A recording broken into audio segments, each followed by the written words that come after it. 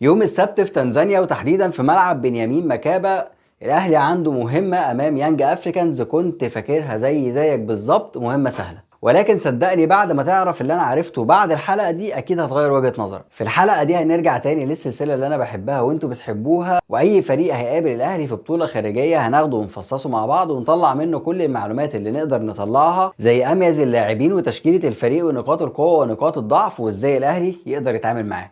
عامل ايه يا هاف ديفندر قلبي؟ ما تعرفنيش اصلا؟ بسيطة يا عم، أنا أحمد السباعي، ده نص الملعب. النهاردة هنتكلم عن مباراة الأهلي ويانج أفريكانز في تنزانيا. يلا بينا. في الحقيقة من الوهلة الأولى من بحثي عن فريق يانج أفريكانز اكتشفت إن هو مش فريق هفق تماما، بل بالعكس ده فريق بيشهد طفرة الموسم الثاني على التوالي. والطفرة دي مش بس على الصعيد المحلي، لا ده كمان في الأداء والنتائج على الصعيد الأفريقي. فهتلاقي مثلا إن يانج أفريكانز في الموسم اللي فات صعد لنهائي الكونفدرالية، لكنه خسر الفاينل قدام اتحاد العاصمة الجزائري بعد ما خسر على أرضه في وسط جمهوره 2-1. ورغم انه قدر يكسب اتحاد العاصمة في الجزائر 1-0، لكن قاعدة الأهداف المسجلة خارج الأرض هي اللي أهدت البطولة في الآخر لاتحاد العاصمة. ولو انت حاسس يعني ان الكونفدراليه ضعيفه، احب افكرك بس ان الكونفدراليه كان فيها السنه اللي فاتت الجيش الملكي والاتحاد المنستيري، فيوتشر وبيراميدز من مصر، وكان فيها كمان مازيمبي كونغولي. وعلى ذكر بيراميدز يعني فعايز اقول لك بس ان يانج افريكانز قدر يكسب فريق جالانتس الجنوب افريقي رايح جاي. ايه علاقه بيراميدز بالموضوع؟ ما هو جالانتس ده هو اللي خرج بيراميدز من الكونفدراليه. واستمرت الطفره في الاداء والنتائج للموسم الثاني على التوالي، فتلاقي السنه دي يانج افريكانز بدا في الادوار التمهيديه وقدر يخرج المريخ السوداني بعد ما فاز عليه رايح جاي. وكمان على الصعيد المحلي فيانج افريكانز هو متصدر الدوري التنزاني على حساب سيمبا اللي جاي في المركز الثالث. يانج افريكانز لعب 9 ماتشات، خسر مباراه واحده وكسب الثمانيه التانيين.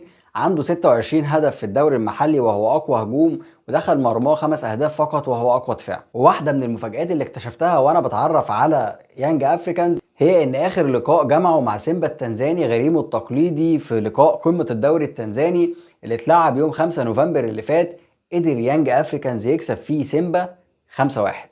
سيمبا ده الفريق اللي الاهلي لعبه في الدوري الافريقي رايح جاي، والاهلي ما قدرش يكسبه ولا هناك ولا هنا. القيمة التسويقية بقى للفريق كله على بعضه 1.4 مليون يورو. ده الفريق كله مش لاعب واحد بس. ولو عايز تعرف قد ايه الرقم ده قليل جدا، فعايزك تعرف بس ان القيمة التسويقية للاهلي 30 مليون يورو و4. وازيدك يعني من الشعر بيت، فاحب اقول لك ان محمد هاني قيمته التسويقية 1.2 مليون يورو. مدرب الفريق هو الارجنتيني جاموندي اللي كان بيدرب الوداد المغربي سنة 2020 وخسر من بيتسو موسيماني رايح جاي. يلا بينا بقى نروح لأميز اللاعبين. مش ناسي حاجة؟ طيب، لو انت بتتابعنا من على الفيسبوك اعمل فولو للصفحة، ولو انت بتتابعنا من على اليوتيوب اعمل سبسكرايب للقناة، لان اكتشفت ان اغلب الناس اللي بتشوف فيديوهاتي مش مشتركين معانا في القناة. واكتب لي انت كمان توقعاتك للنتيجة وتوقعاتك للتشكيل في الكومنتات. بالنسبة بقى يا سيدي للعيبة المميزة في فريق يانج افريكانز، انا كنت متخيل ان انا هلاقي لعيبة عشوائية وهلاقي لعب عشوائي، فبالتالي الموضوع هيبقى صعب شوية. واللي اكتشفته هو العكس تماما، ان الفريق فيه اكتر من لعيب مهاري وفيه كام لعيب مميز رغم انخفاض قيمتهم التسويقيه ورغم ان اعمارهم متفاوته، لكن اسلوب لعب الفريق على الارض وفيه كوره حلوه وفي نفس الوقت فيه شويه لعيبه مميزه. نبدا باللاعب رقم 10 ستيفان عزيز كي. هو لعيب مميز جدا، مهاري شمالاوي، رجله الشمال كويسه في التسديد لكنها بتعلى منه شويه. اكتر لاعب فراك في الفريق زي ما بيقولوا كده، واكتر لاعب بتيجي من عنده خطوره. مهاري جدا، وده هيبان لك كويس قوي في اسيست الهدف الثاني اللي سجله فريقه في المريخ السوداني. اسيست حلو قوي بالكعب. مهارته معقوله، بيتحرك في كل حته، بيشوط كتير، ولكن عنده شويه عيوب كتير يعني، زي ان هو الكره بتعلى منه قوي في التسديده، مش دايما التسديده بتاعته دقيقه ولكنها قويه. بيميل للاستعراض في طريقته، يعني لازم يجيب الجون يبقى شكله حلو، لازم الكره تتلعب يبقى شكلها احلى، يحاول ياخد الكره على الطاير، وطبعا ده بيخليه دايما انتاجيته اقل لانه بيميل للشكل الجمالي اكتر. تاني لاعب هو الباك ليفت متبالة. هتلاقيه لعيب مهاري برضه شويه، والاوفرات بتاعته حلوه جدا ومظبوطه، ولكن زي ما هو عنده الاسهامات الهجوميه كويسه وبيطير كتير، لكن عنده مشاكل كتير جدا دفاعيا. يعني لما بيطلع بيسيب مساحه كبيره وراه، ما بيرتدش بسرعه، وفي نفس الوقت ما بيرحلش لجوه لما بتكون الهجمه من الناحيه التانيه. في 2 لعيبه تاني مميزين وتقريبا شبه بعض، فانا هاخدهم شروه واحده كده مع بعض. هم رقم 24 ميزيزي ورقم 25 موسوندا. الاثنين دول رؤوس الحربة بتوع الفريق، الاثنين متشابهين جدا في البروفايل بتاعهم، وبنسبة كبيرة جدا واحد منهم بس اللي هيلعب. المهم يعني الاثنين مميزين جدا في السرعة، الاتنين مميزين في الهيدر، ولكن موسوندا مميز اكتر في الكرات العرضيه والهيدر، والاتنين في الكرات اللي على الارض كويسين، وفي المرتدات كويسين، والكرات الهوائيه برضو مستواهم معقول. ويلا بينا بقى نروح لنقاط القوه ونقاط الضعف. اهم نقطه قوه عند يانج افريكانز هي انه مش فريق عشوائي خالص، انه فريق بيلعب كره على الارض او بيحاول على الاقل انه يخرج بالكره دايما على الارض ويلعب بشكل منظم، ويقدر ان هو يبني الهجمه بشكل كويس، مش بالشكل اللي احنا متعودين عليه دايما من الفرق الافريقيه. تاني نقطة قوة عند الفريق هي ان الثلاث محاور اللي بيلعب عليهم الفريق الثلاثة فيهم لعيبة مميزين، فهتلاقي ان الاطراف الاثنين الباكات بيلعبوا كرات عرضية كويس، وفي نفس الوقت صانع اللعب اللي هو ستيفان عزيز برضه لعيب كويس جدا، وده بيخلي الفريق على قد ما هو بيلجأ للاطراف بشكل كبير قوي، لكن برضه بيفضل عنده حلول موجودة من العمق. فلو جينا استعرضنا شوية من اهدافهم هتلاقي ان الاهداف متنوعة جدا، في اهداف بتيجي من على الطرف، في اهداف بتيجي من ركلات ثابتة، في كرات بتيجي من العمق، في كرات بتيجي من التحولات. فيعني الفريق عنده تنوع ويقدر يلعب على اكتر من محور، واللعيبه بتحاول تتقن ده قدر المستطاع، والفريق بيلعب بشكل كويس. اما بقى عن نقاط ضعف الفريق، ودايما احنا لما بنتكلم عن نقاط الضعف بنروح للدفاع، لكن هنا الفريق كله على بعضه فيه نقاط ضعف بتنعكس كلها على الدفاع. زي مثلا التغطيه العكسيه اللي موجوده عند الباكات، الاتنين باكات عندهم التغطيه العكسيه سيئه، لما بيطلعوا لقدام ارتدادهم سيء، والوينجات برضو عندهم مشاكل دفاعيه في الارتداد ومش بيقدروا يساعدوا الفريق دفاعيا بالشكل الكافي. قلبين الدفاع متناقضين شويه.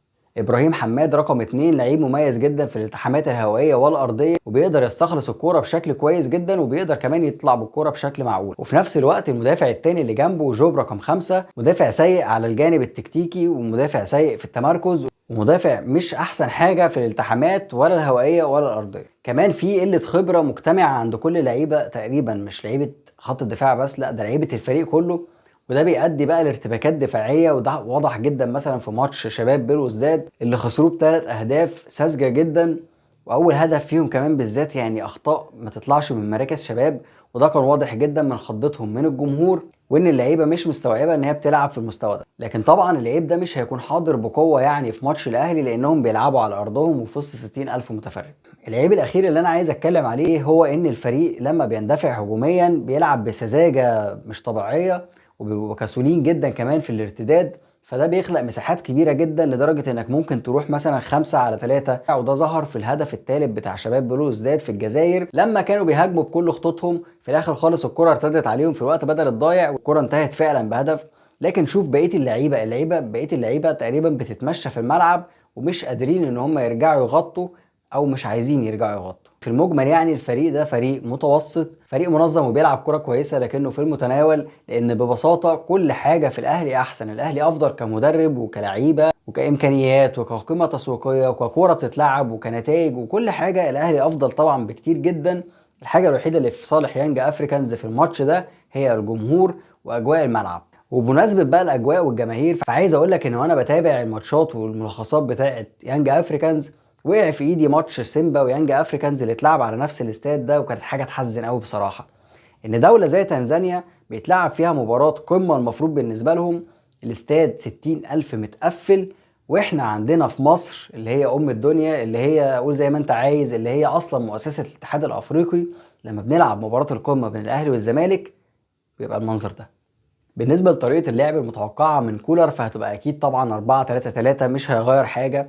اللي انا بتمناه بس ان هو يبدا بقفشه وامام عاشور جنب بعض، ده اللي انا بتمناه، لكن مش ده اللي انا بتوقعه خالص. التشكيل اللي انا متوقع ان كولر هيبدا بيه هو اللي قدامك على الشاشه ده. اما بقى لو تسالني عن تمنيات انا في الماتش ده، فانا هقول لك ببساطه ان الكوره تفضل معاك وانك تلعب على الاستحواذ، لان الفريق ده لو وصل له شويه ثقه هتشوف منه تهديدات كتير جدا على المرمى، هتبدا تلاقي منه خطوره كبيره جدا، وارد جدا يفضل زنقك في نص ملعبك طول الجيم. لكن لو حاولت تلعب على الاستحواذ وطول ما الكرة في رجليك، الفريق ده هيتهد نفسيا، وفي نفس الوقت انت هتكون عندك الخطورة لان الكرة في رجلك. ثالثا وده الاهم، انت اعلى من الفريق ده بكتير جدا، وده اللي لازم يوصل له على ارض الملعب في اول ربع ساعة. لو الاهلي لعب زي الشوط الاول بتاع سيمبا في تنزانيا، الماتش ده هينتهي ان شاء الله بفوز الاهلي هناك، والنتيجة دي طبعا هي اللي تخدم الاهلي وتخدم مشواره بدل اللفة بتاعت كل سنة اللي بنقعد نلفها حوالين بعض. في النهايه وقبل ما اختم الحلقه عايز اقول لك ان السلسله دي ان شاء الله هتفضل مكمله معانا باذن الله يا رب بقيه الموسم،